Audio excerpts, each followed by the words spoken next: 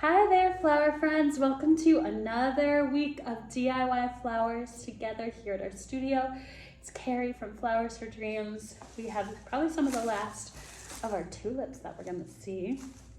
And these are some of my favorite.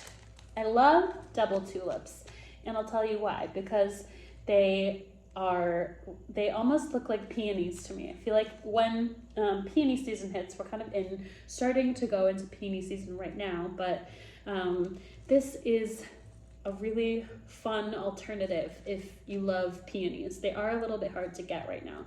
Double tulips, they mimic that look at about half the price, and we do get them mostly in the spring. Double tulips. They're a little harder to get out of season, but not as tough as peonies are. So we've got orange double tulips, and we have our Ruscus. I'm using Italian Ruscus. Yours will look a little bit different, Israeli Ruscus, but it will work just the same. All right, I'm gonna start with greening my vase. I'm working with the mason jar this week. And I'll just add just a hint of greenery, not too much.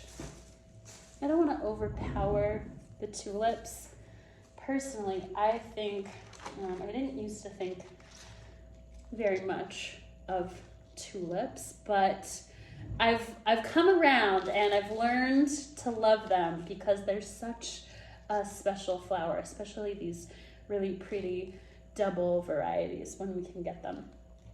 Interesting thing about tulips, if you are a flower farmer, it seems like they would be cut and come again flowers that you could perennialize, as they technically are a perennial in some areas. But if you're a flower farmer and you grow tulips as part of your offering, they usually come up in the spring, but you'll have to buy the bulbs every single year. Didn't know that until recently. It will bloom one bulb, and then it's actually, tulips really need a very specific type of winterizing. So they were like really cold winters, and after they've been harvested, they really have to be harvested from the bulb up, from the whole bulb, to get the length that you need it for a cut flower. So a lot of farmers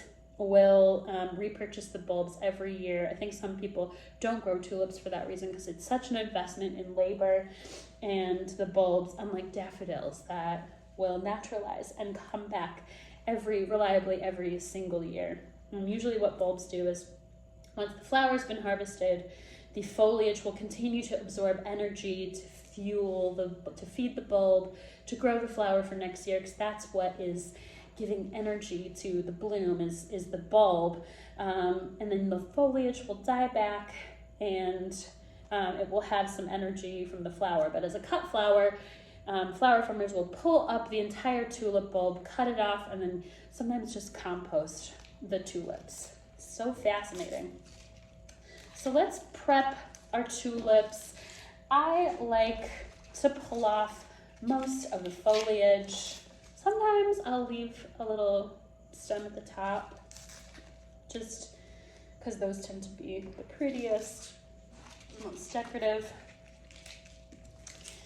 And I'm gonna pull off most of the foliage. I really want the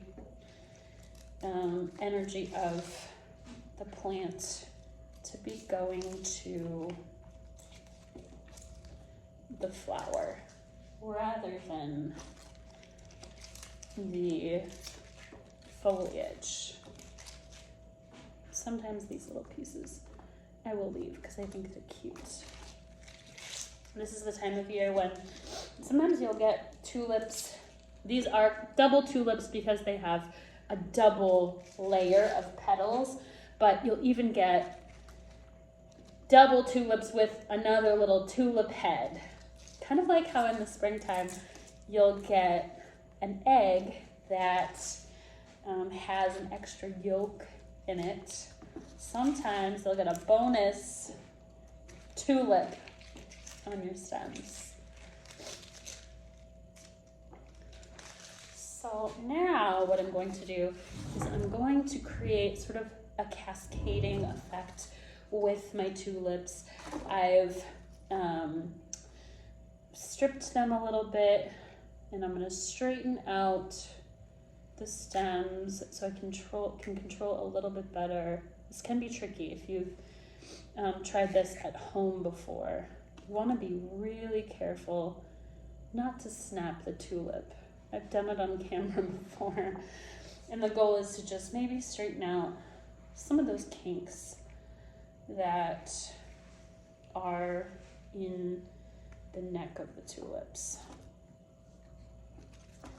This one has kind of a fun shape, but I'll just try to straighten out this little part of it. And I'm going to start to build my cascade. So I'll place these tulips in my hand, almost as if I'm building a bouquet. If they're fairly straight, they might work for this particular design. But you'll create sort of a waterfall effect as you go down. So building a little bundle that will look really unique when we're done.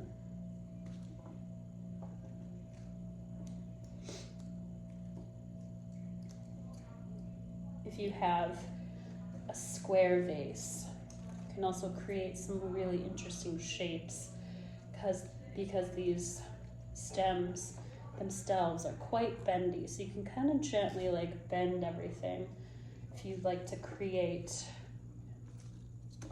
a little bit of a curve in your arrangement. I'm just going to work my way down, creating this beautiful cascading line until I get to the bottom.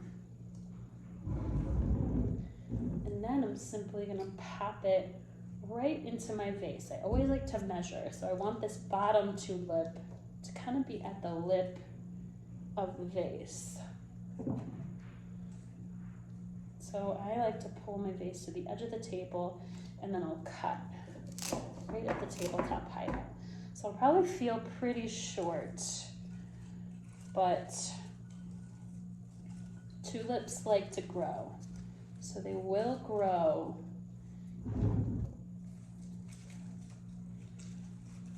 after they've been cut.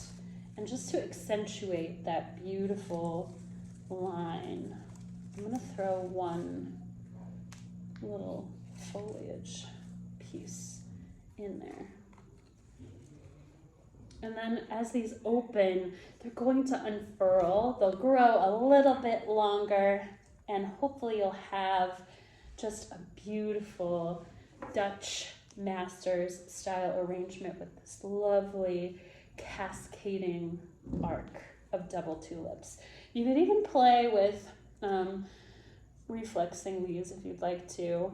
Mine are a bit too closed, but I want to show you the technique in case you want to try this.